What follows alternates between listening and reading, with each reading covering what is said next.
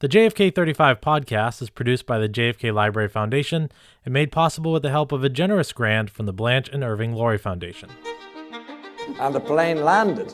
And what you hear, and when you see it, is that this plane opened and this human rainbow of color emerged from the door.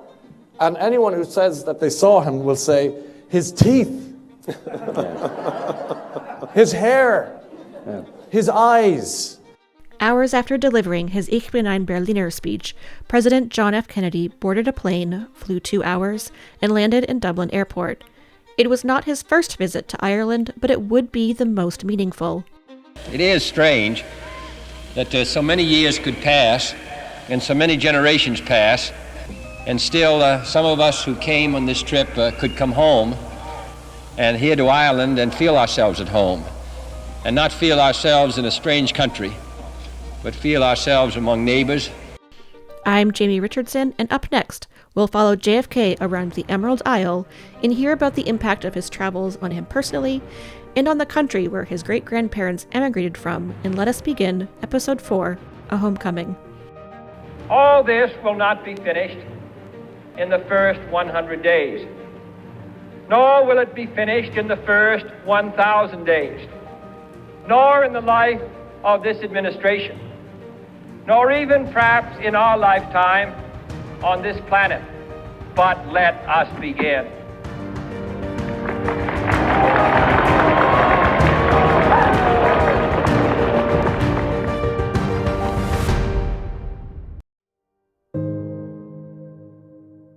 In the mid-19th century, the potato famine caused widespread starvation and devastation in Ireland, sparking an unprecedented exodus out of the country. The effects of the famine were still felt by the Irish people more than 100 years later. In his oral history for the JFK Library, Thomas J. Kiernan, the Irish ambassador to the U.S. when JFK was in office, explained how people in Ireland still felt the effects of the Great Famine. See, the famine, although it happened 100 years ago, remained in the consciousness of the people. The famine and the evictions following the famine on such a huge scale, reducing the population from 9 million to 4 million, somehow remained, although for that reason weren't spoken of. But at the back of the people's minds there was a feeling of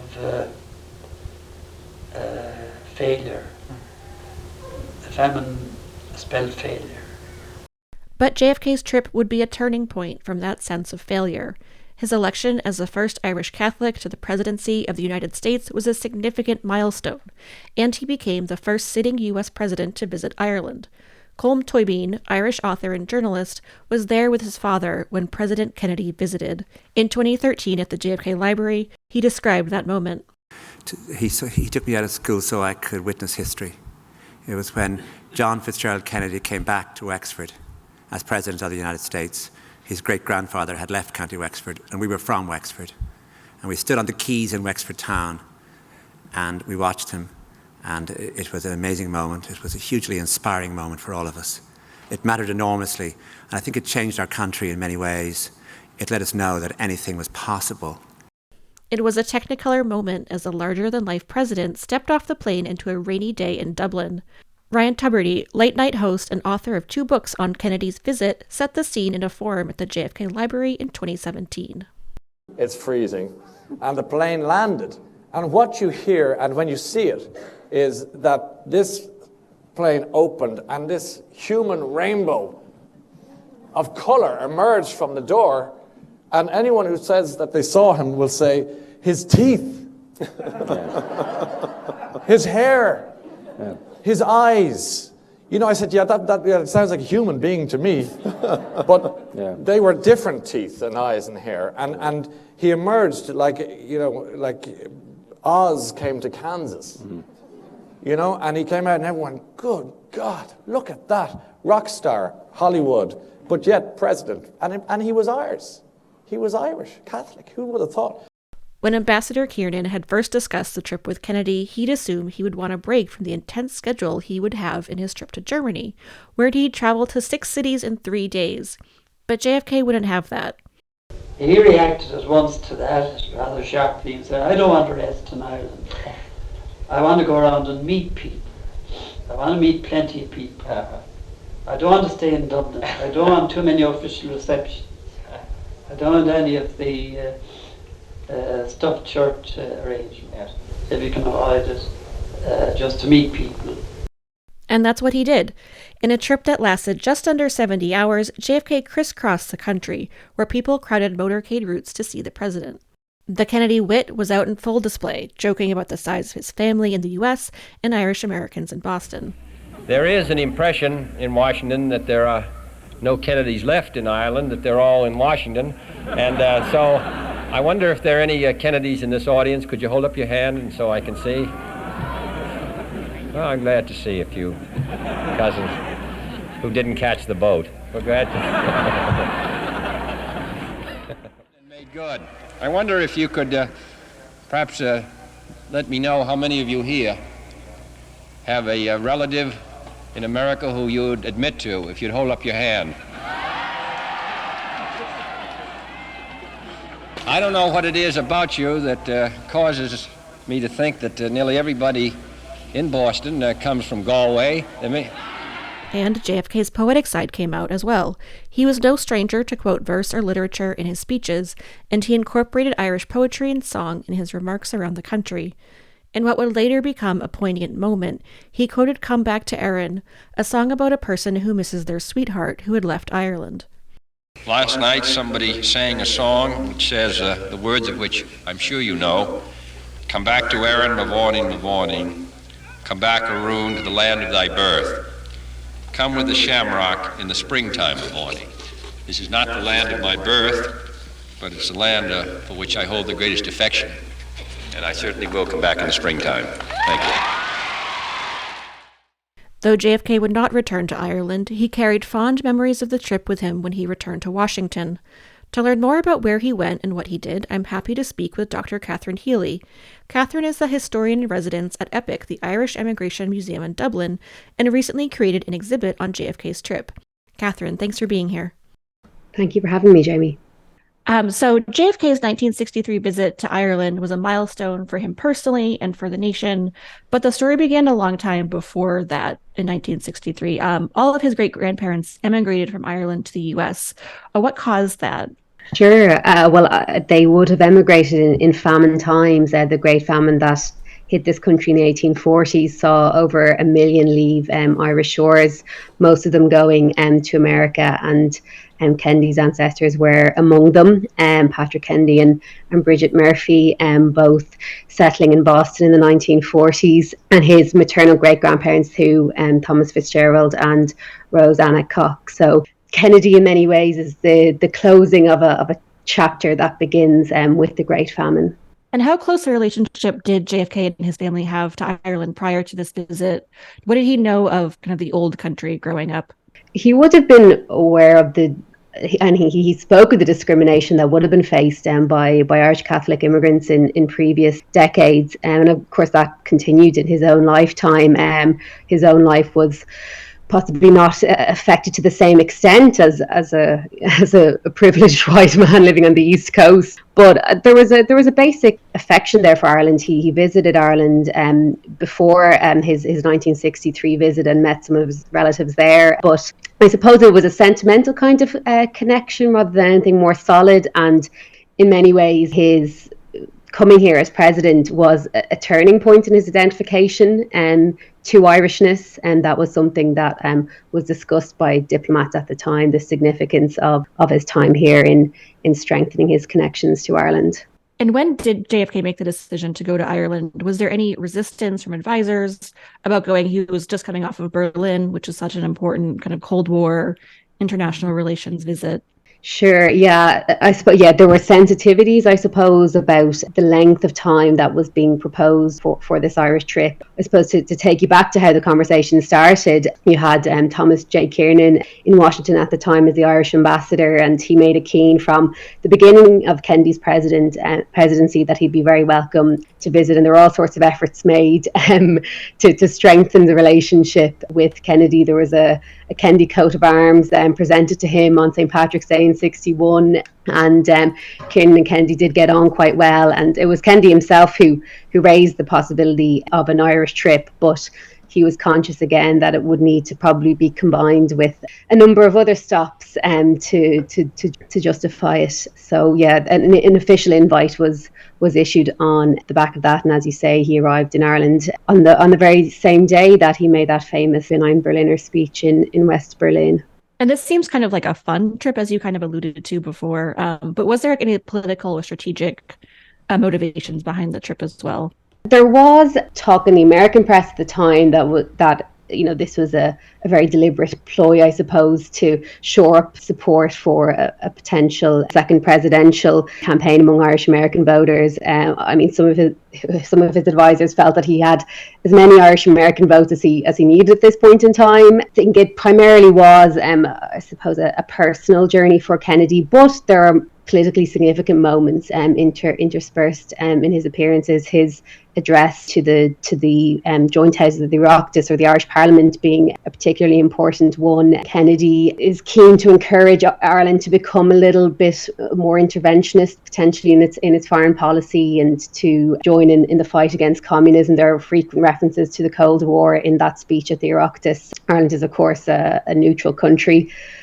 Was then and remains neutral. There were tensions over that at that point in time, although they're skirted over, I suppose, in the course of his visit. But the fact that Kennedy meets Taoiseach Lemass at the US Embassy residence in Dublin, and is really seen to endorse the direction that Ireland is heading in at this point of time, is confirmation that Ireland is still in that Western camp, even if it did remain outside of NATO. And I did want to bring up, JFK was the first foreign leader to address the Oireachtas, the Irish Parliament. What was kind of the motivation for that, or what was, his speech about? What was the kind of purpose of that? I think, yeah, the reason, I suppose, that he was given that honour to be the first foreign leader to address the Oireachtas, it comes down obviously to the fact that he's the first serving US president to visit this country. He's also the first Irish descended Catholic to enter the White House.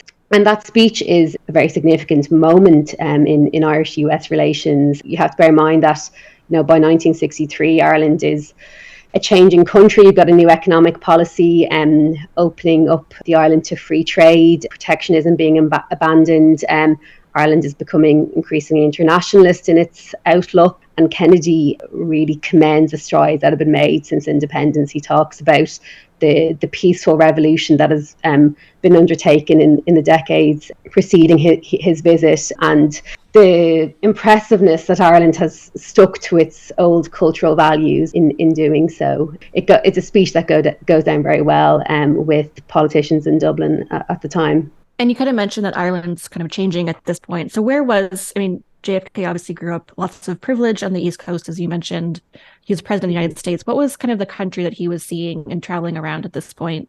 Yeah, the change, I suppose, is primarily being seen in urban areas in Ireland at the time. You have factories and office buildings opening up. You have more and more cars, even on Irish roads, which would have been a rarity even just a decade before. And more young people staying at home. So there's a new, I suppose, dynamism about the country. But that's not to, I suppose, overstate the progress that had been made. I think, Kennedy was still representative of this kind of cosmopolitan modernity that to a lot of people in Ireland still felt quite out of reach. And there's an Irish author, Colm Tóibín, from Wexford, who spoke a few years ago about his memories of seeing Kennedy pass in his motorcade through Wexford town, and how struck he was by his tan.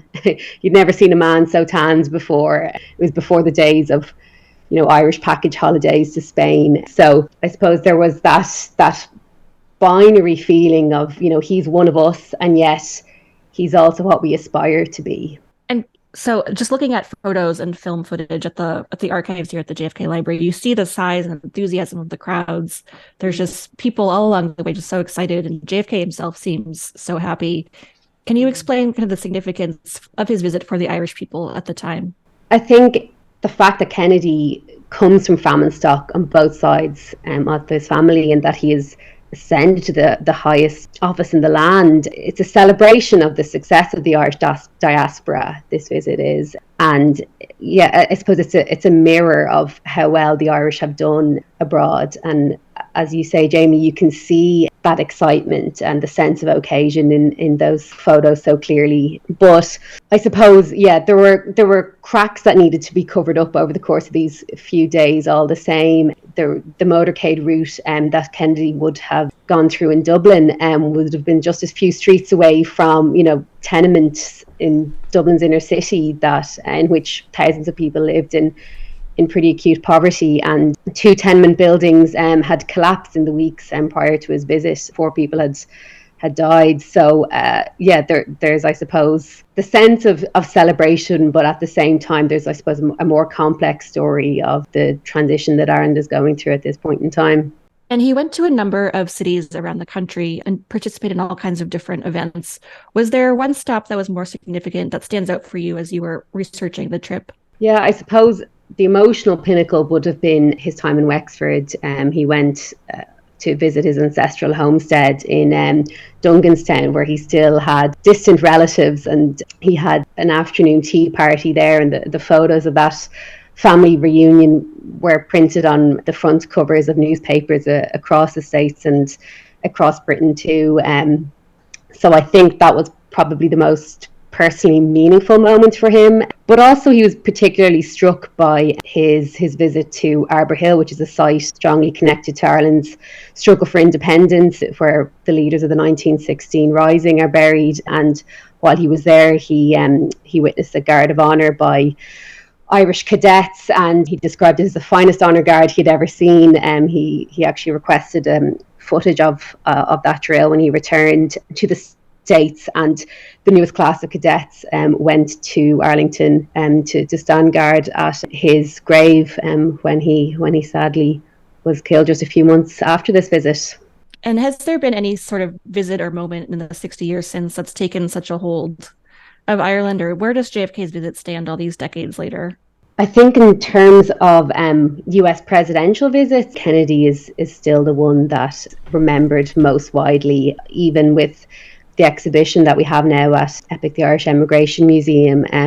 We've had a huge amount of interest from people who still remember, seeing Kennedy, hearing of, the significance of his visit to their own families. I think, and it's interesting that subsequent presidential visits haven't received anywhere near the same level of fanfare, because I suppose the notion of of an Irish descended president, several of whom have subsequently come to Ireland since Kennedy's visit, that notion is nowhere near as remarkable as it would have been in the 1960s. So it, I think, is still probably the brightest chapter in terms of the history of US presidential visits to this country. Today, how do young people look at JFK? I know in this country, it kind of depends. There's all kinds of different views. Some people don't really know who he is, or people, still love him. How do young people today in Ireland look at him?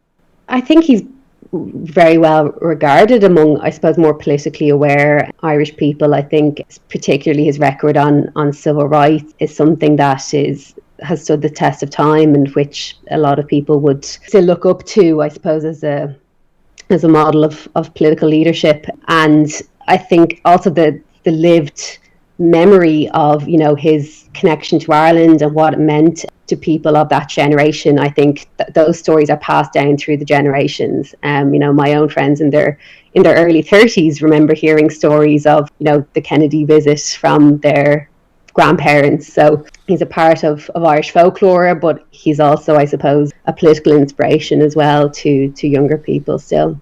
And I just wanted to close out with, as you worked on the exhibit at EPIC, was there anything that you learned that surprised you, or you kind of saw in a new light about either Ireland at the time or JFK, or the relation of the two? One thing that I found interesting was looking I suppose, that international coverage of Kennedy's visit and the lens that provides on international attitudes of changing Ireland in the 60s. You'd hundreds of international journalists coming to Dublin ahead of Kennedy's arrival, some of them being sent to Wexford to take, footage of kids walking through streets bare feet and plaguing the Kennedy ancestors at Dunganstown.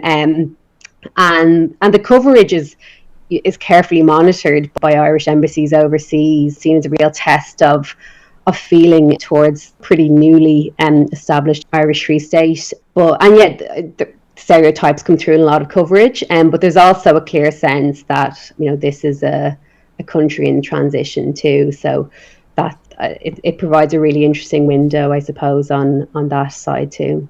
Excellent. Catherine, thank you so much for your time. I appreciate the conversation about the trip and Ireland at the time. Really appreciate your time. Thank you, Jamie. Thank you.